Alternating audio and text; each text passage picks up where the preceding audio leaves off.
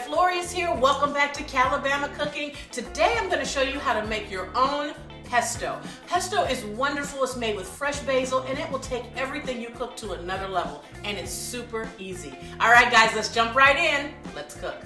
Pesto does not have a lot of ingredients. You have fresh basil, garlic, pine nuts, Romano cheese, olive oil, salt, and pepper, and that's it. It's really simple, and most of it is to taste, so even the measurements that I give you or you get on any recipe are an approximation. You want to make it taste like you want it to taste. All right, first thing we're going to do is take our fresh basil. I've got my little food processor here today. I've got a few cups of this fresh basil. I'm going to start by just placing it in here. And you could just put everything in and start chopping it all at once, but I've found that it's a little bit easier if you just kind of break down the basil first and then add to it, okay? So let's go there.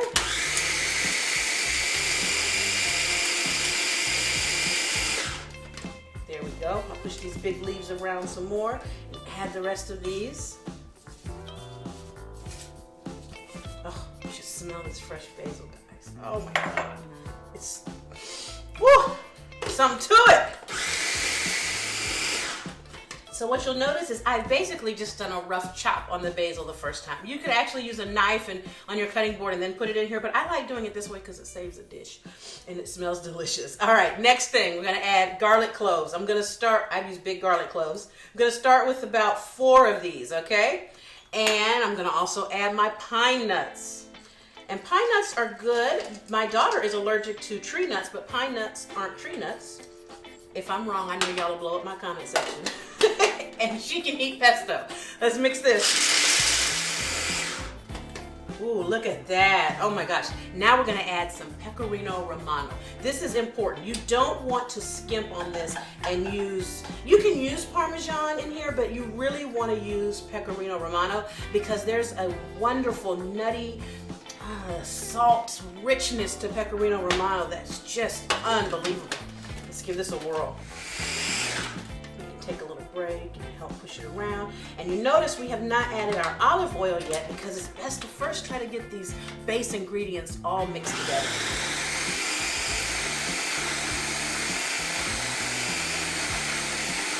Okay, and now we're gonna start adding olive oil.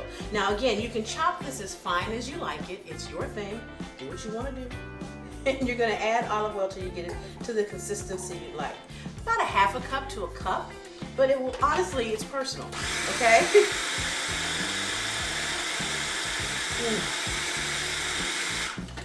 Oh my God, this is looking so good, guys. A little more in there. And now I'm going to take a little taste, see if it's coming together. Yes! Oh my gosh.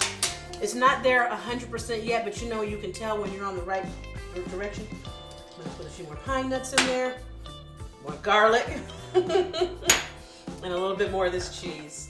Oh my God, this is gonna be so delicious.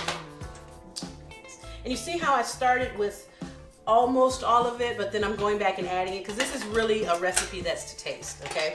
Let's add some salt in here as well. This is kosher salt. And even though that pecorino romano has good salt in it, you still need a little bit. All right, let's take a look. Now you see our consistency here? This is good pesto.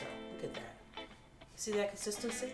You can stop right there if you like it like this. I'm gonna make it a little bit looser, okay? And I'm also gonna add some fresh ground pepper in here. Just a little bit. Again, this is to taste.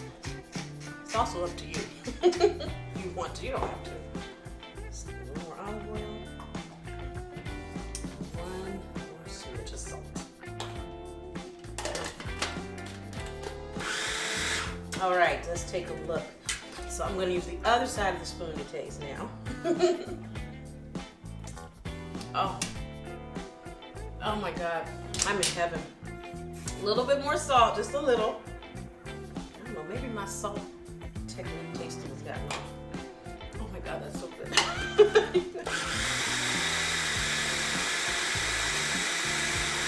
All right, there we go. And I like this consistency. And just like that, we've made pesto. It's not hard to do, and you can use this pesto for so many things. One of my favorite things to do, and my family loves, is when I make pasta and make an Alfredo sauce or some kind of creamy sauce, and you just mix in some fresh pesto with it. It tastes so unbelievably delicious. You will seriously not want to buy the stuff in the jar anymore. You'll taste all of the chemicals and whatnot. And look at that. And you can keep this in your refrigerator for about a week. Hopefully it lasts that long. It never lasts that long in our house. It's gone after a day or two. But anyway, guys, this is it. This is how you make fresh pesto. Make it your own. Oh my God, look at that. And watch this. I sometimes like to put another drop of oil on the top of it just to make it look more Italian. All right, guys, that's all for today. Thanks for joining me. I hope you enjoy fresh pesto in your kitchen, made to your taste like you like it. It's your thing, baby. All right, guys, I'll see you next time for more Calabama Cooking with Chef Lorious. That's me. Happy cooking.